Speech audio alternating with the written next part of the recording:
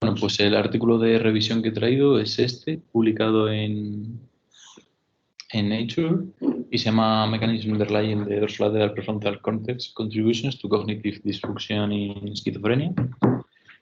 Y bueno, es un artículo muy interesante en el que repasan todas las características, tanto a nivel macroscópico como microscópico, de la corteza prefrontal dorsolateral, y lo relaciona sobre todo con dos constructos que son la memoria de trabajo y el control cognitivo. Y aparte de revisar esto, también entran, por supuesto, en cómo estas características son diferentes en los sujetos sanos en comparación con las personas con esquizofrenia, y luego también hablan de posibles caminos terapéuticos.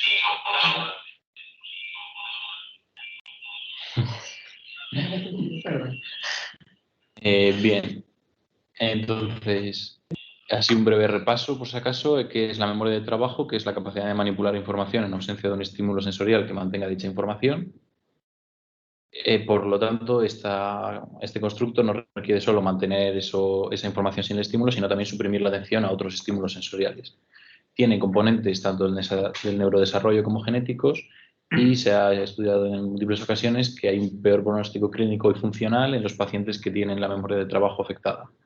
El control cognitivo es un constructo similar o más bien complementario, que es usar la información contextual para guiar la conducta cuando existen varias respuestas opuestas y dominantes, es decir, elegir una de ellas, la que sea más adecuada.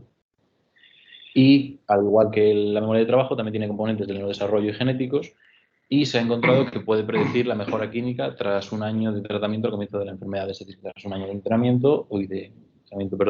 tratamiento, aquellas personas que tienen mejor control cognitivo tienen un mejor pronóstico. Vale. Vamos a la parte de la corteza que nos interesa, que es la corteza prefrontal dorsolateral, las siglas están así porque es en inglés, que es uno de los mayores hubs en lo que se refiere a la memoria de trabajo, aunque obviamente no es la única parte del cerebro que se dedica a esta función. Se ha visto que en primates no humanos el daño en esta corteza causa una reducción de la memoria de trabajo. En humanos, mediante técnicas de PET, se ha visto que esta corteza se muestra activada durante tareas de memoria de trabajo. Por lo que se ha estudiado, las capas más superiores mantienen la información, mientras que las más profundas llevan a cabo el encoding, es decir, cómo se guarda la memoria y después cómo se recupera. Y un papel fundamental de la corteza dorsolateral en la memoria de trabajo es evitar la interferencia de estímulos distractores. Aquí en la imagen, no sé si se ve el cursor, lo que he puesto es para que se vea dónde está situada esta corteza, en este caso en sujetos sanos. Cuando vemos cómo se comporta la corteza prefrontal dorsolateral, la memoria de trabajo y el control cognitivo en esquizofrenia, vemos que hay muchísima evidencia sobre el deterioro de estos constructos cognitivos en la esquizofrenia, tanto de estos constructos como de la corteza en sí misma. A nivel macroscópico, la materia gris tiene menor volumen, es más delgada, aunque esto, según comentan los autores, puede ser debido al efecto de los antipsicóticos, y tiene menor integridad las fibras que conectan la corteza prefrontal dorsolateral con otras áreas del cerebro, es decir, el cingulum, el haz del cíngulo. Y aquí en la imagen podemos ver cómo la parte de la corteza que representa la corteza prefrontal dorsolateral es mucho más reducida en pacientes con esquizofrenia que en controles sanos. Luego también otra de las pruebas que dan para ver este deterioro es que la banda gamma es la más afectada en esquizofrenia, como se ha visto en muchos artículos, y es la que mayor actividad tiene en sujetos sanos durante tareas cognitivas, incluyendo la memoria de trabajo y el control cognitivo. A lo que los autores dan realmente importancia es un estudio más histológico a nivel neuronal de cómo son y qué tipo son las neuronas en este caso, que intervienen en la corteza prefrontal dorsolateral. A la hora de hablar de la memoria de trabajo, según varios estudios, tiene un gran peso las capas suprarrenales, la capa. Por supuesto, estas neuronas piramidales tienen proyecciones a otras partes de la corteza y a otras.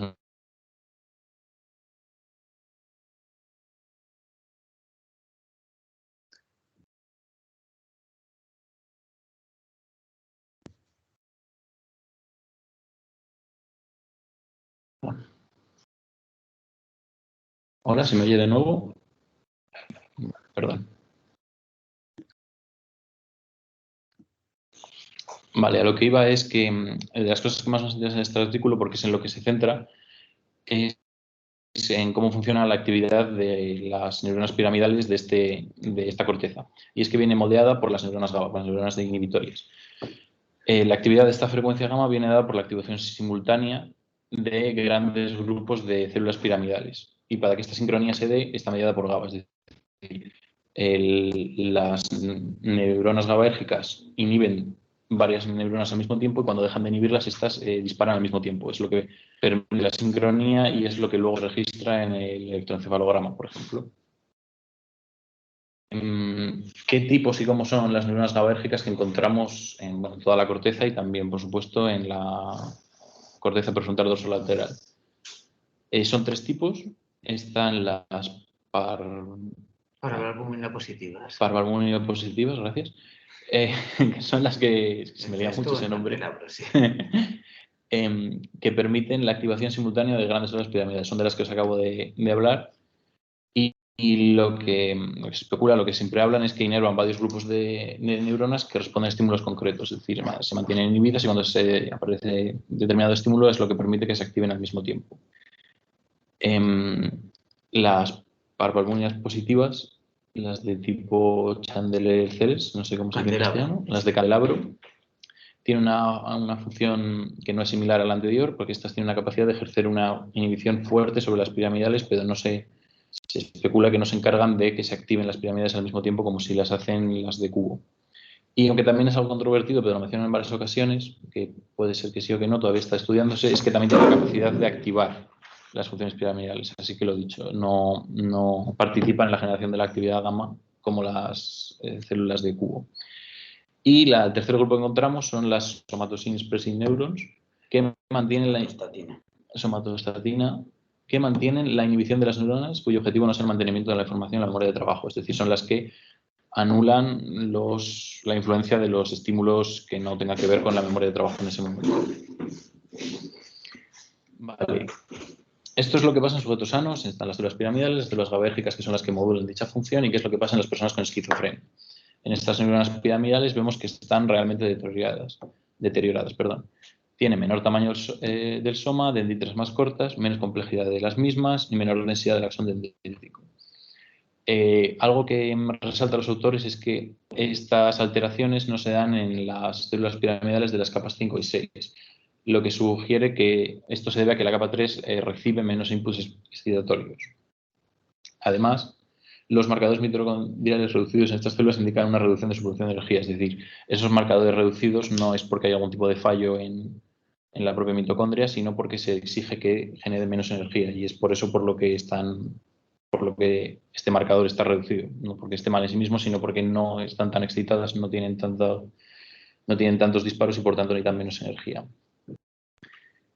Las alteraciones de las parvalbúminas, las alteraciones de parvalbúminas en esquizofrenia también son notables. Muestran niveles reducidos del RNA mensajero y de las proteínas asociadas a la actividad. Es decir, al igual que las pirámides, están más inactivas en los pacientes esquizofrénicos. A diferencia de las piramidales, morfológicamente y en densidad, su presencia tiene niveles similares a los sujetos sanos, lo que indica que su actividad reducida es secundaria a los impulsos piramidales desalterados. Es la principal hipótesis que manejan los autores. Es decir, que todas las alteraciones que encontramos en las GABAérgicas se deben a la alteración primaria que hay en las piramidales.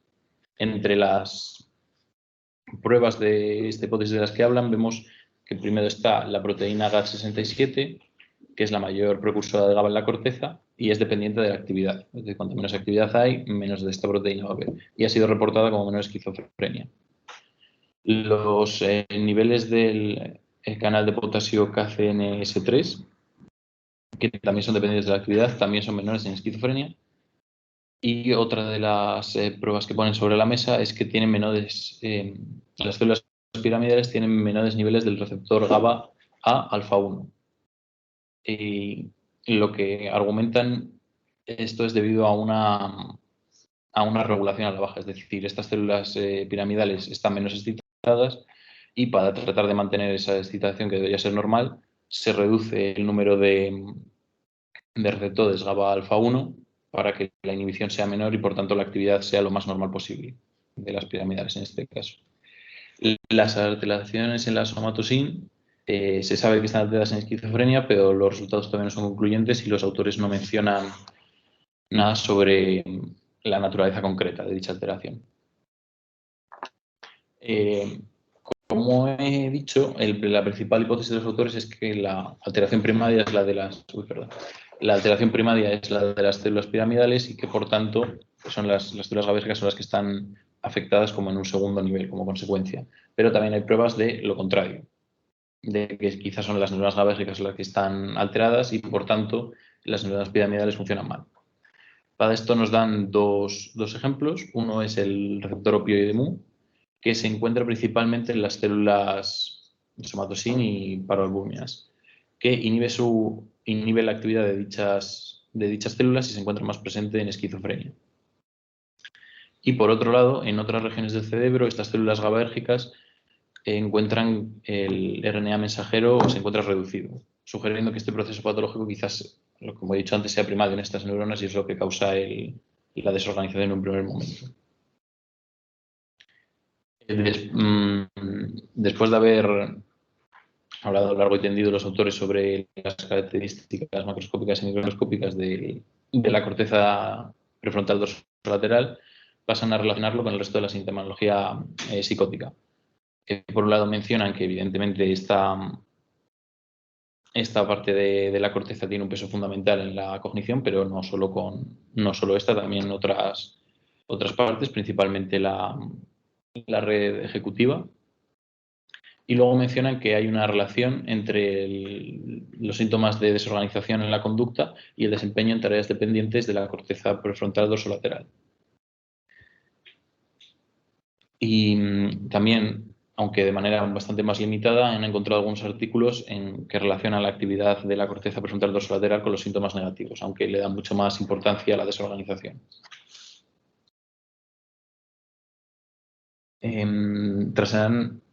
Tras toda la revisión, pasan a hablar de posibles futuras direcciones, a dónde puede ir el camino de la investigación en la corteza prefrontal dorsolateral. Lo primero que miran es cómo se compara con otros trastornos del DSM, principalmente los trastornos bipolares y la depresión. Y por ahora los diagnósticos no son nada concluyentes en cuanto a si la actividad está más o menos reducida en esquizofrenia respecto a otros diagnósticos.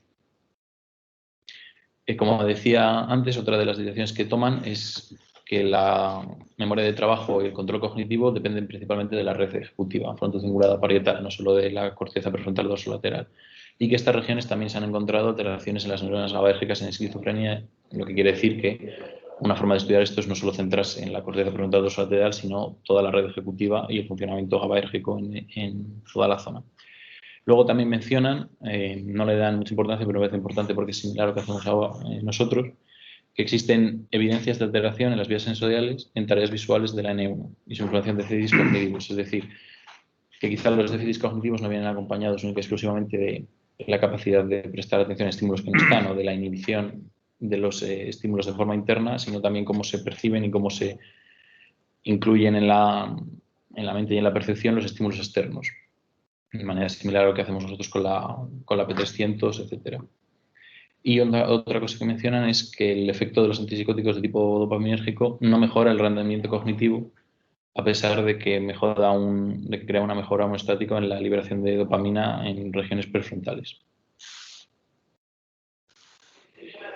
Y la última parte del artículo la dedican a las posibles direcciones terapéuticas que se puede extraer de esta revisión tan amplia que hace.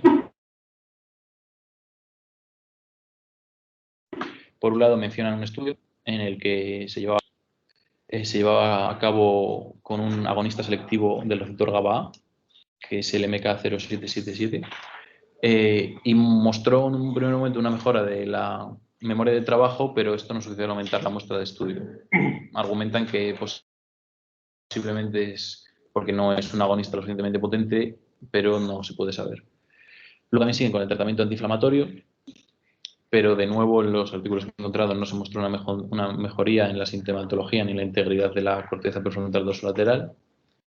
Y finalmente mencionan la neuromodulación mediante la transcranial direct current stimulation y la estimulación magnética transcranial repetitiva, pero no, de nuevo, en los artículos y en los ensayos que se han hecho no han mostrado mejoría de los síntomas cognitivos, aunque sí que mencionan que en un metaanálisis de 24 estudios sí que se obtuvo una mejora leve de los síntomas negativos mediante la neuroestimulación.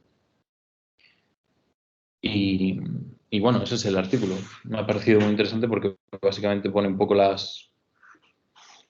no se junta todas las evidencias y todas las pruebas respecto a la disfunción GABAérgica en esquizofrenia, en esta parte del cerebro en concreto, que es la que más estamos trabajando, y me parece un buen punto de apoyo, una prueba sólida de la que poder justificar el trabajo que estamos haciendo. Pero es un grupo que trabaja sobre todo con histología, es decir, con muestras que son complicadas de obtener y de procesar, porque en algún momento nos hemos planteado hacer alguna cosa parecida con un grupo, con el de Javier de Felipe, que es un histopatólogo muy conocido a nivel nacional e internacional. Pero claro, es que él nos planteaba que para obtener una muestra que fuera fiable, él era muy optimista y decía que con un solo cerebro en estas condiciones íbamos a descubrirlo todo. Bueno, ya sabemos que diferentes son los casos unos de otros. Pero decía que teníamos que tener la muestra menos de 1 hora después de la muerte del sujeto. Que por supuesto no tenía que haber muerto de nada que afectara en sí mismo al cerebro, ¿sabes? Sí, de hecho los otros mencionan el que no haya en la somatosina apenas información de cómo está en esquizofrenia es porque se degrada muy rápidamente tras la muerte y claro, no podían hacer pruebas histológicas. Claro. Pues claro, tienes... O sea, las neuronas GABAérgicas se clasifican porque tengan determinadas proteínas. Que tengan parvalbúmina son parvalbúmina positivas, que no tengan parvalbúmina son parvalbúmina negativas. Y a su vez, dentro de estas, de las parvalbúmina negativas, los hay que tienen un marcador que es somatostatina, que es una proteína que tiene otras funciones en el cuerpo, incluyendo el tubo digestivo, por ejemplo. El caso es que, bueno, que estos son tipos histológicos, ¿no? Y claro, se degradan especialmente deprisa. Pero una de las cosas que encuentran como diferencias grandes, por ejemplo, entre especies, haciendo estudios de gente que, bueno, pues sin problemas patológicos y que lo comparan con otras especies, que grandes diferencias entre los seres humanos y, por ejemplo, los chimpancés no están tanto en el tamaño de las neuronas, en el número de las neuronas, en la sinapsis, sino en la cantidad de espinas sinápticas, que son botoncitos que hay en cada una, pero en la sinapsis, perdón, dendritas, que son botoncitos que hay en cada una de las dendritas, en cada una de las miles de ramas que tiene cada neurona, y botoncitos hay entre los que conectan con otras neuronas. Y claro, eso parece degradarse súper rápido. Aún así, esta gente, pues hombre, lo hace lo mejor posible y lo mejor del mundo, ¿no? Y sí que globalmente sí que encuentran, además, esto es una revisión que les han invitado a publicar en Nature, que no está nada mal, o sea, es un reconocimiento internacional de que efectivamente existe un sustrato histológico para las alteraciones inhibitorias, bien sean primarias o secundarias, porque claro, las neuronas, claro, que esto es una red completamente cerrada prácticamente, ¿no? O sea, las neuronas, un grupo de neuronas piramidales, que son las que liberan, o sea, un grupo de neuronas piramidales, todas las piramidales liberan glutamato, que es excitatorio, estimulan a neuronas GABAérgicas. Y estas neuronas GABAérgicas inhiben las piramidales. Entonces puede ocurrir que haya menos función GABAérgica porque estén menos estimuladas y eso provoque que las neuronas piramidales estén hiperactivas, o bien lo que parece más probable es que como cada neurona inhibitoria inhibe a un montón de neuronas piramidales, sea cual sea el origen del fallo de las interneuronas, sea un déficit predominante, el inhibitorio, porque está como muy amplificado. Una neurona inhibitoria inhibe un montón de neuronas piramidales. Entonces, aunque el fallo provenga de las piramidales, digamos, fisiopatológicamente lo que más contaría es el fallo inhibitorio, que haría que grandes redes de neuronas estuvieran hiperactivas, que es lo que previsiblemente estamos viendo en el encefalograma cuando vemos todo el tema este de el exceso de densidad cognitiva, etcétera, ¿no? Y por tanto el déficit de modulación. Pero bueno, pues yo creo que conocer todo esto es muy importante, desde luego, saber qué es lo que puede haber detrás, ¿no? Ahora, que estos autores que no están en el campo clínico, etcétera, pues desde luego asumen que puede existir una alteración histopatológica de la esquizofrenia, y bueno, ahí es donde ya discrepamos bastante más, ¿no?